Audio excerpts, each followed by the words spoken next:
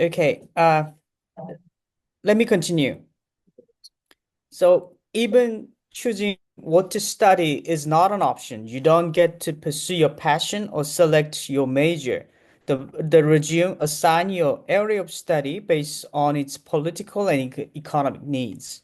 And your appearance are completely regulated. You cannot dye your hair or choose your own hairstyle. You must follow state-approved cuts. Wearing clothing or shoes with any foreign words or logos is forbidden. It's not about the fashion, it's about erasing any influence from outside of world. The curriculum is entirely dictated by the regime. The subjects are not designed to foster critical thinking or creativity, but to promote obedience and an ideological pursuit, purity. A large portion of our study is focused on the history of the Kim family, their so-called revolutionary achievements, and their ideological doctrine of Juche. Imagine going to school and having every book, every test, every class designed to glorify the dictatorship. There is no real school library. What we had were rooms filled with books solely about the lives and quotes of Kim Il-sung, Kim Jong-il, and Kim Jong-un. Instead of Shakespeare, Einstein, or philosophy, we read volumes of the great leaders' guidance on agriculture, military strategy, or how to be loyal. E ele fala que no lugar de Shakespeare, Einstein e filosofia, eles leem sobre as orientações dos grandes líderes deles. But even education isn't only demand. Each year, students are mobilized for 2 months of forced labor, especially during the planting and harvest season. Yep, so you work long hours in the fields without the pay, without the proper rest, and all under the justification that you are supporting the revolution and people. And also, every Saturday, students are required to attend a self-criticism session in front of your peers. You must confess your mistake from the week, whether it's slacking in your studies or failing to show proper ideological loyalty. E todo sábado, eles são obrigados a se encontrar e fazer algo que eles chamam de uma sessão de confissão, de confissão.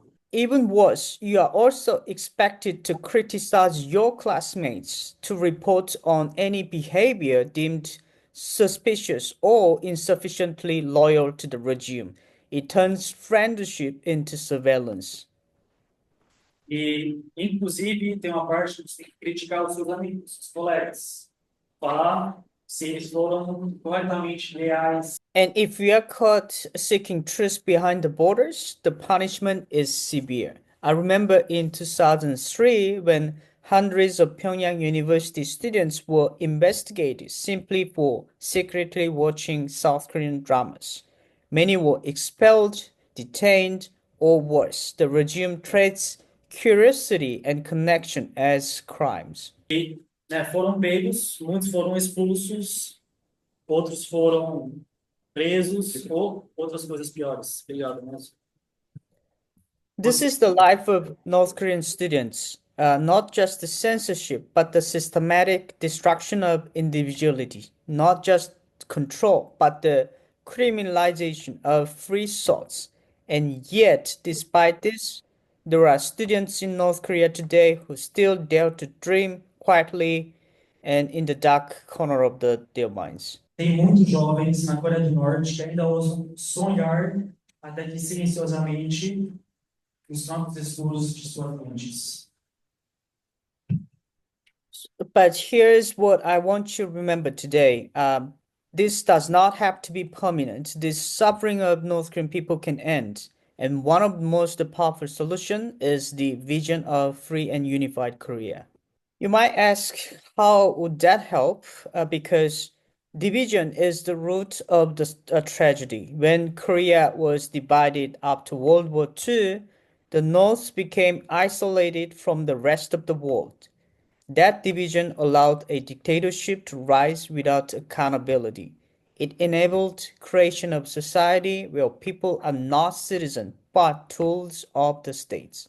But imagine a unified Korea, one where all Koreans have access to truth and education, not propaganda. Families separated for decades are finally reunited. North Koreans gain the freedom to think, love, travel, and innovate. The economy opens, bringing opportunity and dignity instead of starvation or fear. The Korean Peninsula becomes a bridge, not a battlefield, between East and West. Mas imagine uma Coreia unificada, onde todos os coreanos têm acesso à verdade e à educação, não à propaganda. A unified Korea is not just about ending conflict. It's about unlocking human potential that's been suppressed for 7 decades. It's about creating a future where no child grow up afraid to speak and no students punished for dreaming.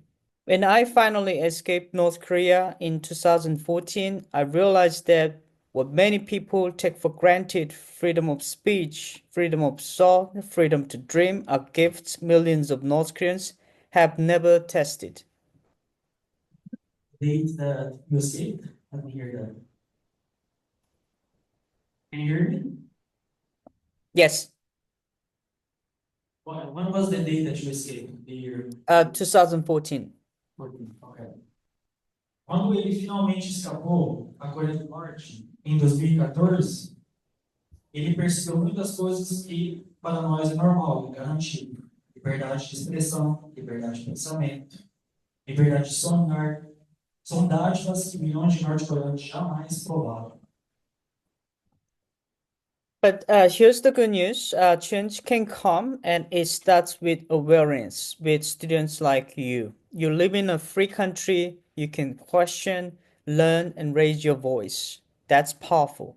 So I ask you not just listen to my story, but to carry them forward. Talk about North Korea, share the truth, support North Korean human rights.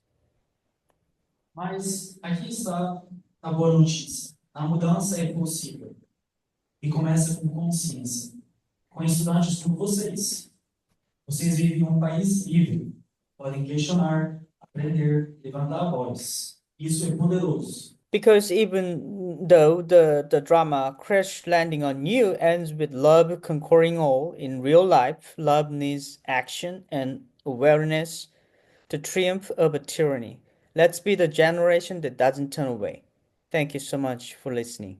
Thank you so much for your attention, and I'm happy to answer any questions you might have. And I turn to my colleague Namsik. Okay. Hello, everyone. Thank you so much for being here in attendance for this event. And I just want to say that Hyun-seung's story in terms of, his life in North Korea, the reason for his escape, and the work that he's currently doing right now to really advocate for the North Korean cause for the future, it's really a testament that a free and unified Korea is truly a priority. Yes, and I'm very excited very honored to speak to our students here in Brazil. I wish we could be there in person, but we are currently doing a campus tour of our own here in the United States. So I will share a little bit about that today. Ele está muito feliz de poder conversar com vocês, de preferência, de querer estar presente aqui com vocês e conversar com vocês aqui. Só que eles estão lá nos Estados Unidos, se não me engano, ele falou. So my name is Namsik. I'm a 27-year-old Korean American who is very passionate about this issue of Korean unification, currently serving as the Director of Youth Programs at Alliance for Korea United.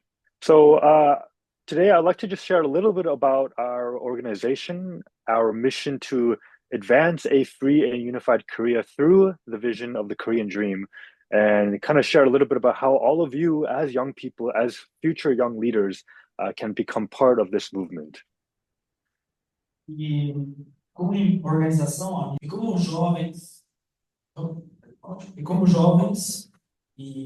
interessados nesse assunto, como vocês podem fazer também parte. So I prepared some slides. But to give a little bit of context, actually, this year, 2025, is a very significant year. It marks the 80th anniversary of Korean Liberation Day, which was August 15th, 1945. That was a day that really symbolized the hope for a free, independent, and united Korea. Give me a moment here. There's some technical difficulties. Oh, okay. No, but then we can see their face. It's weird. Okay. Okay, could you repeat it? Okay, so this year, 2025, is actually a very significant year because it marks already the 80th anniversary of Korean Liberation Day. That was August 15th, 1945. That was the day that really symbolized the hope for the Korean people for a free, independent, and united Korea. However, as soon as Korea had regained its independence from Japan, Cold War powers had divided the peninsula along the 38th parallel, which is an artificial division that has left the Korean people separated for now 8 decades with really profound and lasting consequences. So the consequences of this division on the Korean Peninsula is really heartbreaking and really far-reaching. First, today we see that 25 million people in North Korea suffer under one of the most repressive regimes on earth. In addition, millions of Korean families remain separated, who were separated after the Korean War, and a lot of them are still waiting for the day where they can meet their family members in the North, and that hope is fading as time goes on. And really, on top of these humanitarian crises, North Korea currently, right now, poses one of the greatest global security threats, as we are seeing that they are actively supporting major conflicts both in the Middle East and in Europe. Além disso, a Coreia do Norte representa uma das maiores ameaças à segurança global, pois ele apoia conflitos no Oriente Médio e na Europa. But behind the scenes, Kim Jong-un, the North Korean regime, is quietly aiding Iran's nuclear development. And just last fall, last year in 2024, we saw that Kim had sent over 10,000 of his men to support Russia's war in Ukraine. So the point I really want to emphasize to all of you here is that what happens on the Korean Peninsula matters to all of us. It is not simply just a Korea issue, but it is truly a global issue. And despite decades of efforts to bring peace on the peninsula, all approaches that have been made, whether it be denuclearization, peace treaties, sanctions, have all failed due to the lack of a clear end goal, due to the lack of a shared vision of what unification would look like and why unification actually matters. So that's why we believe that in order for real change to happen on the Korean Peninsula, it has to be rooted in really something deeper, a unifying vision that can inspire both the Korean people and the global community.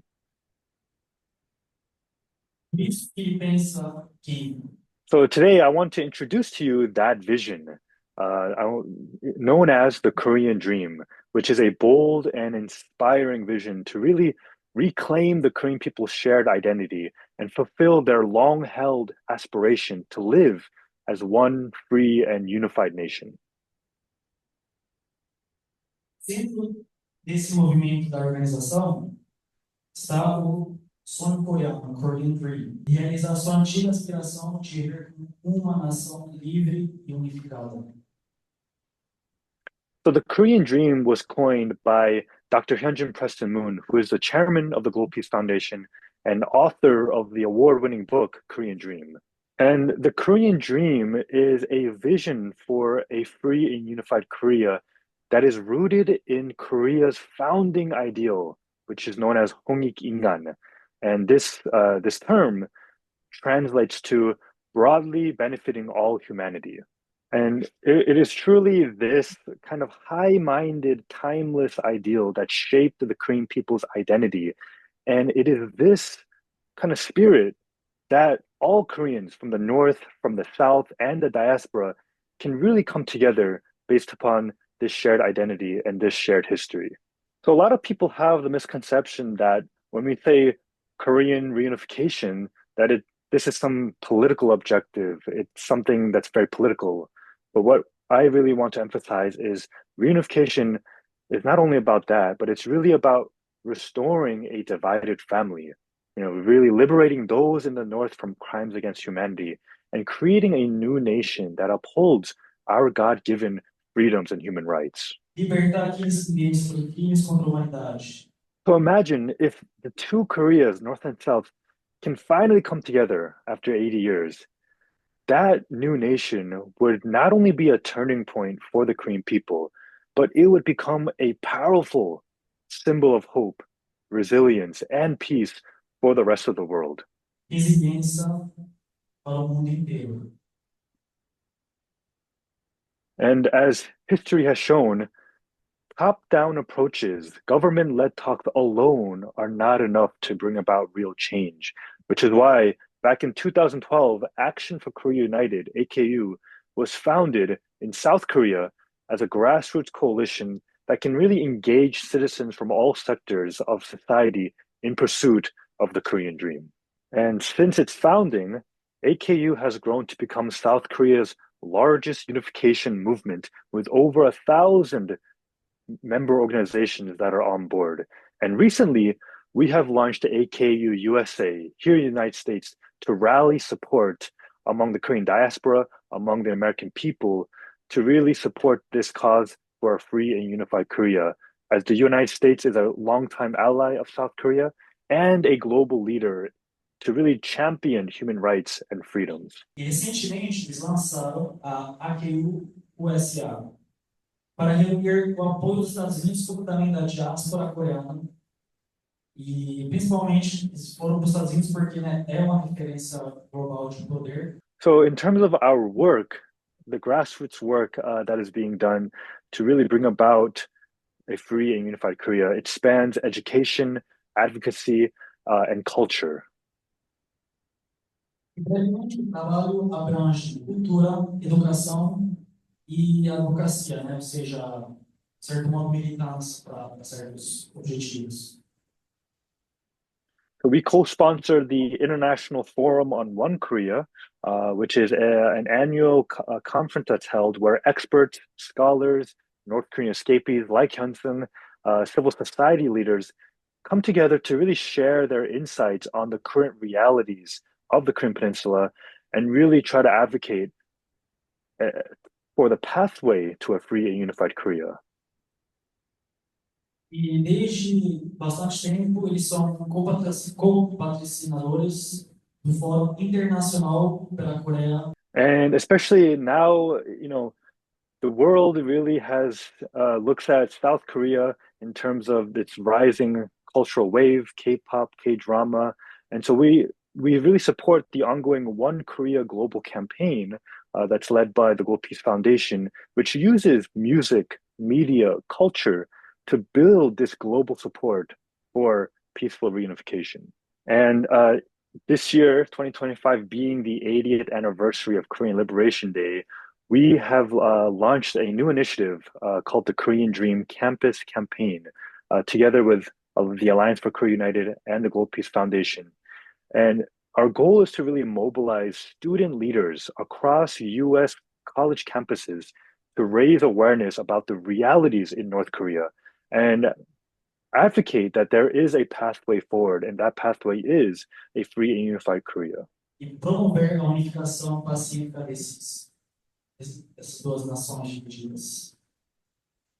And so this campaign started this past February of this year, and we were able to hold a mix of online virtual forums in partnerships with universities, as well as in-person events. And so we've been all across to Chicago, Stanford, virtual events we've done with them. And then in March, we started doing the in-person events, traveling down to Atlanta and Dallas, where we visited Emory University, Southern Methodist University. And just last Friday, we were at Princeton, which is a very well-renowned Ivy League school in New Jersey. Uma campanha presencial na faculdade de prevenção. And at each of these events, our amazing speakers, Hyun-seung, who gives a perspective as a North Korean and a human rights advocate, along with this one individual by the name of Colonel David Maxwell, who is a retired U.S. Army Special Forces officer, coming together to provide that policy perspective. It's really been an inspiring and a very insightful opportunity with the students, hearing their perspectives. E, além disso, também, um defensor dos direitos humanos, o coronel David Maxwell, que é um oficial aposentado das Forças Especiais do Exército dos Estados Unidos da América e especialista em política da Península Coreana. So really what we aim to do is bring these issues, these pressing issues of North Korea, human rights, the current realities, the global security issue, unification. We want to bring these issues to the forefront at these college campuses, since we believe it's not talked about enough, right? There's so many global issues going around in the world, whether it's the Middle East, in Europe, but we really want to bring this issue to the forefront. And we have been really inspired by students who've asked a lot of thoughtful questions, who really expressed a lot of interest. And through this, we really see that hope is possible, that change is possible, starting with the young people. That's a lot of information, but I repeat some of it. But, essencialmente, ele está falando que essas atividades, ele faz um tipo de campanha, de atividade, ele teve de... So I think as Massimo had explained earlier, we're currently in California, currently doing our campus tour right now. We're finishing it up this week. We actually have an event later today at UCLA that will conclude our events here in California. E hoje vai ser, na verdade, o dia que eles vão concluir essa campanha deles. E chegando na Califórnia, onde começaram na UC Berkeley, na segunda-feira, e passaram para o San Francisco State University na quarta. So before I wrap up, I want to share one kind of tangible and easy but impactful way that all of you here in this room can be part of this growing movement, and that is the Korean Dream 10 Million campaign.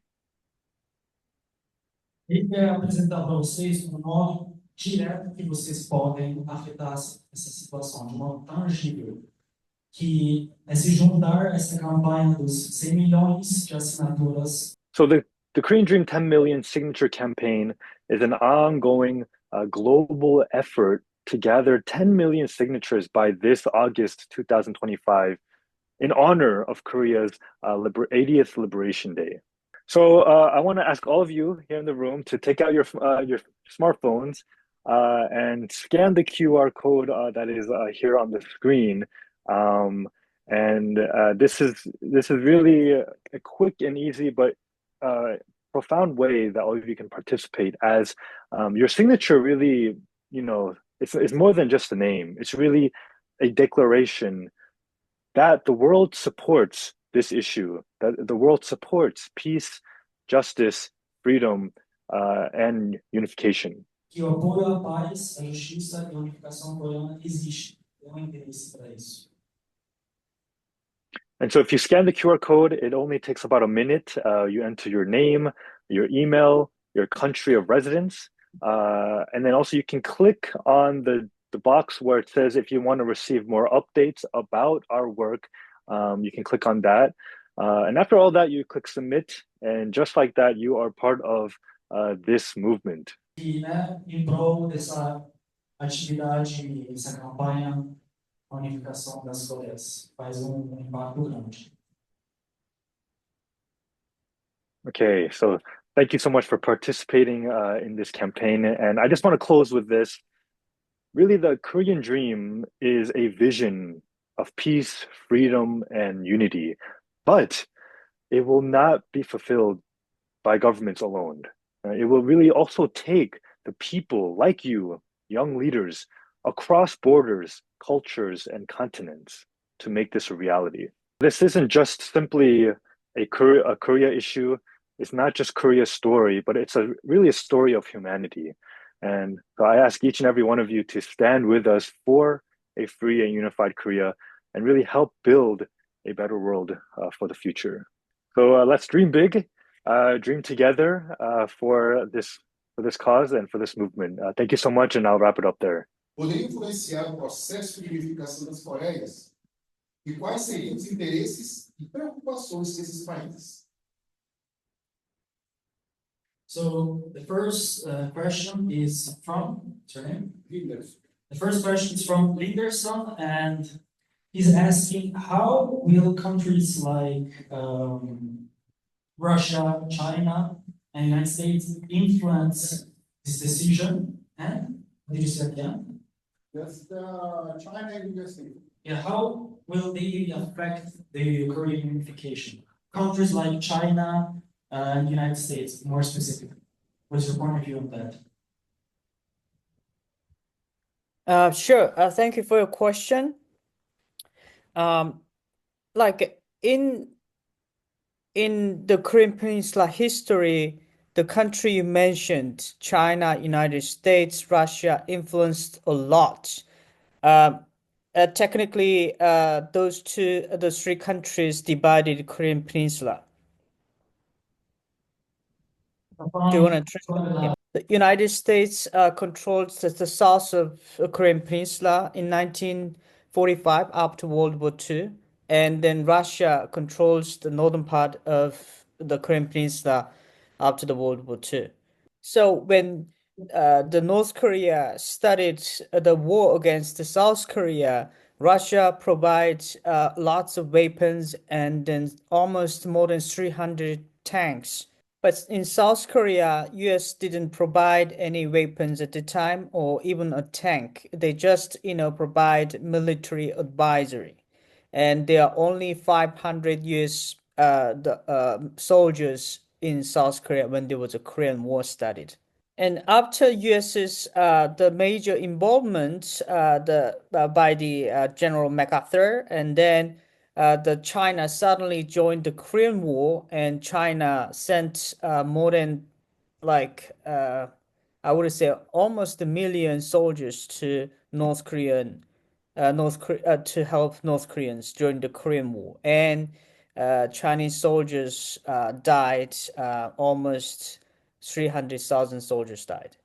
Supostamente 300 So after the war, the US remains there and they support the South Korea's security, and then China and Russia supports the North Korea economically and then the militarily. So this the peninsula divided for more than 7 decades. Devido a esse conflito, né, enquanto que a Rússia e anteriormente a União Soviética e a China apoiam economicamente e também militarmente a Coreia do Norte. Então, estão muito envolvidos ainda atualmente.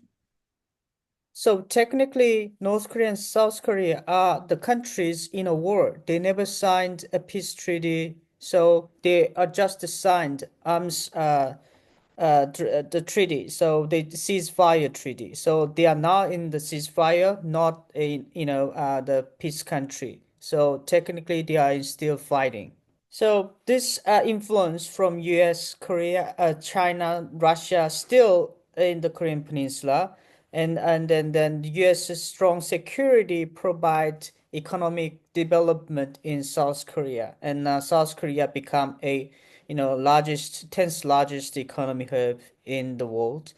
But in North Korea, because of the Soviet Union collapse and China shifted their economy to capitalism, so North Korea's the economy dropped a lot from since 1970s. Enquanto que a Coreia do Norte vai ser grupo com ponto de vista capitalista. So now the North Korean leader is playing with China and Russia. So sometimes he's helping he got help from China, but now he's more close to Russia, and he provides more military supplies to Russia, including armors and missiles to help Russian in the Russian-Ukraine war.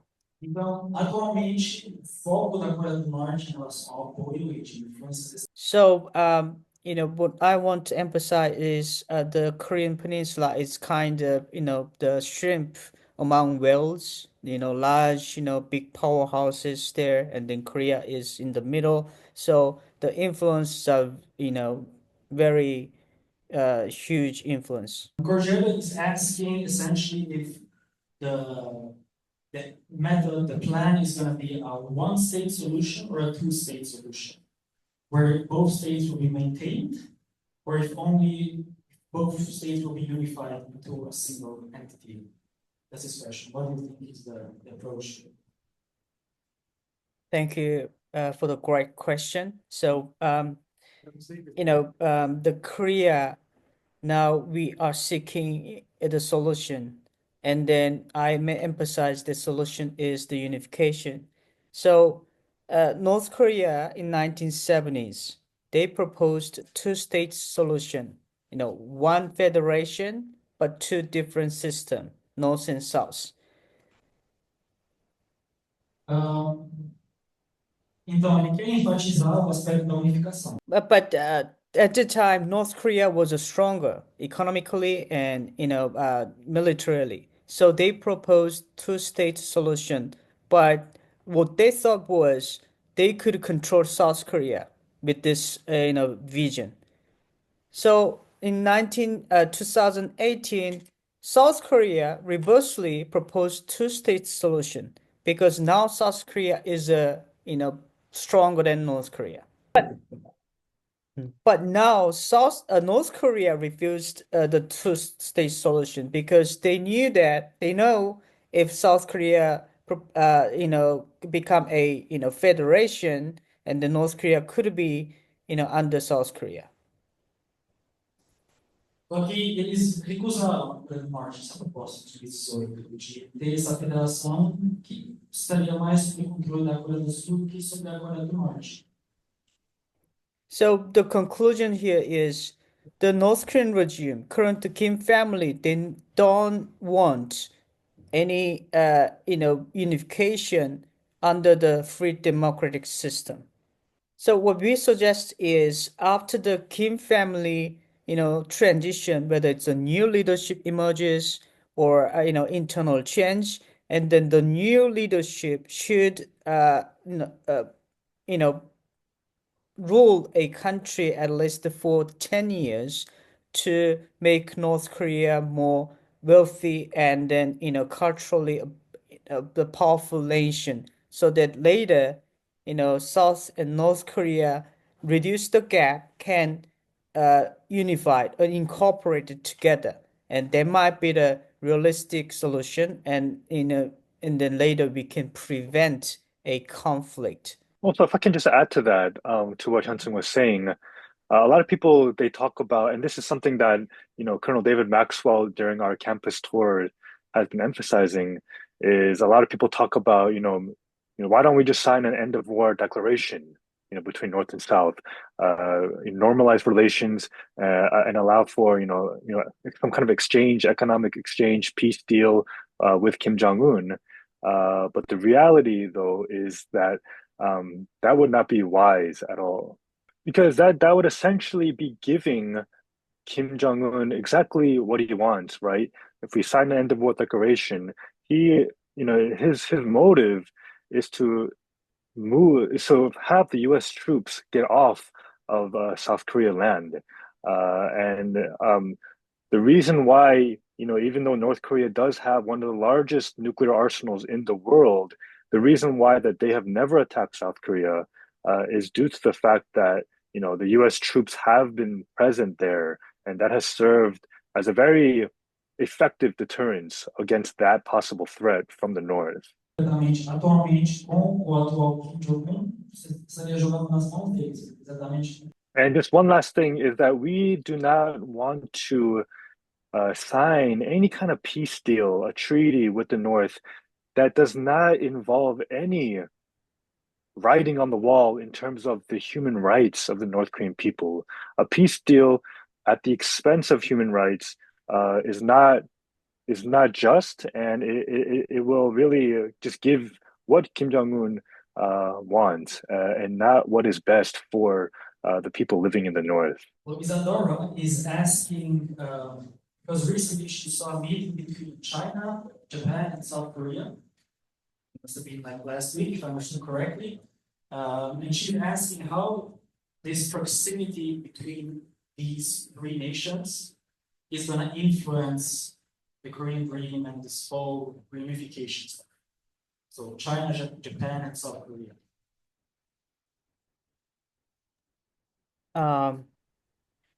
So the three countries are the major powerhouse in East Asia, and then Japan and China's influence are, I mean, not like critical, but we cannot neglect those powers. So for the one, Korea, our Korean dream, we mobilize citizens, and then we want the Korean people be the driver of the, free and unified Korea. Está dizendo que a influência deles não é primordial, mas também não pode ser negligida. So Japan is more supportive, and then Japan will get benefit of the unified Korea economically. If, the Korea is connected to Japan, and then Japan have the road of it could be connected through the Korean Peninsula to Europe and the countries. Porque se elas se unificam, as duas podem virar poder maior e o resto também pode cooperar com eles. But there are some, concerns from other people and also Japanese people, and they don't want to see Korea bigger than Japan, stronger than Japan. But it's kind of, controversial topic. On the other hand, Sure. China doesn't want a Korea under the free and democratic system, because China is not the free nation, and China is still the controlling society. So they think if Korean Peninsula become a real South Korea, like the values share with the United States and Western values, and then they think, the Korean Peninsula could be the threat to the Chinese, influential and threat to Chinese citizens. So they don't want the Korean Peninsula under the free and democratic system. So they support the North Korea make Korean Peninsula as a one nation. Yep. Just one thing I just want to add on top of that is, when, let's say, maybe 10, 15 years ago, the prospects of unification, the talks of unification were minimal, or at best, maybe brought to the table here and there.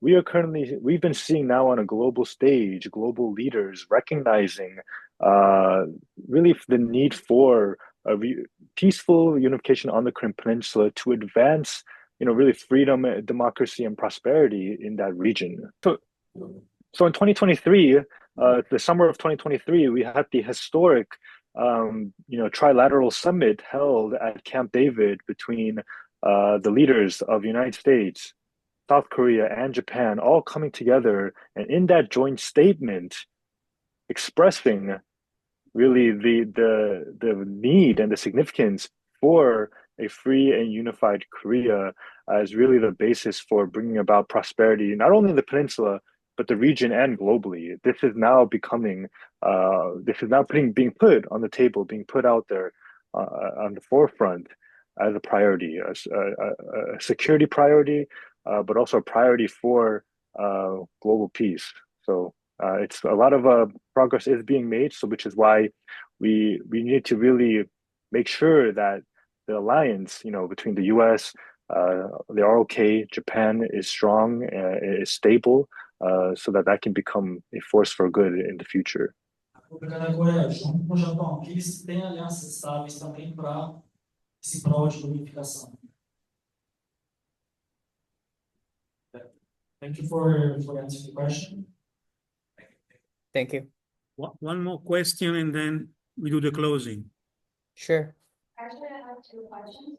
The first one, we all know that you stated that the people both on South and North and internationally take a grand responsibility and importance to unify Koreans. But would you say that in the next 20, 50 years, the people would be united enough in that goal for that to actually happen, maybe with more pressure from both the population and also the United Nations? I'll translate in Portuguese and then you can answer that fine. So can you repeat the question again? It's a little bit, the her voice is weaker, so Ok, no problem. I'll explain in Portuguese first and in English. Então, ela está perguntando se os povos mundiais, além dos povos coreanos, daqui a 50 anos, by the way, her English is excellent. Just, the voice is weaker. Try to speak a little bit higher, maybe. You guys said that both the populations from North and South and internationally, we population enough for that unification to happen, and maybe a little bit more pressure from the United States, the United Nations, maybe? Excellent question. So, some people have, internationally have misunderstanding of the pressure. So they think, and the United Nations think they pressured North Korea for a long time. But I defected 10 years ago, and before I was before I escaped, I never felt the pressure. So especially sanction and the pressure actually didn't influence the internal politics in North Korea. What really matters was the leaders, the desire of the leaders, and the policy of North Korea. But the North Korean government, they don't want the ruling, they don't want a ruling under the free and democratic system. They want keep their regime forever. That's why they kept doing the succession, like a 3-generation succession. Do you need a e o Hyun-seung respondeu que e quando ele estava lá, ele não sentia a pressão das sanções efetuadas pelas Nações Unidas. So it really doesn't matter the pressure, whether there's a pressure or not. It's all the regime, that matters. So let me rephrase this. So actually, it doesn't matter whether there is a pressure or not. But if we don't pressure North Korea, the regime think their human rights violations and then oppression of freedom are, it's just a matter of, their internal issue. So they don't want international society raise the human rights issue and the freedom. So they just want their own ruling, and they think it's their way to develop the country. But why we want to pressure on North Korea? Because we want the regime and the people living in North Korea learn about the freedom and the international norm. So that's why we want to keep pressure North Korea. And another reason is the pressure can cut the North Korean regime's money for the nuclear development. So that's the pressure we want to put on. And then unification is also good reason we should pressure North Korea. As recently Kim Jong-un abandoned unification policy, but what he really wants is he wants to occupy South Korea under the military force. So from our international pressure, we urge the Korean Peninsula become a free and a peaceful nation. And then the peaceful resolution we are pursuing is the ultimate solution for us.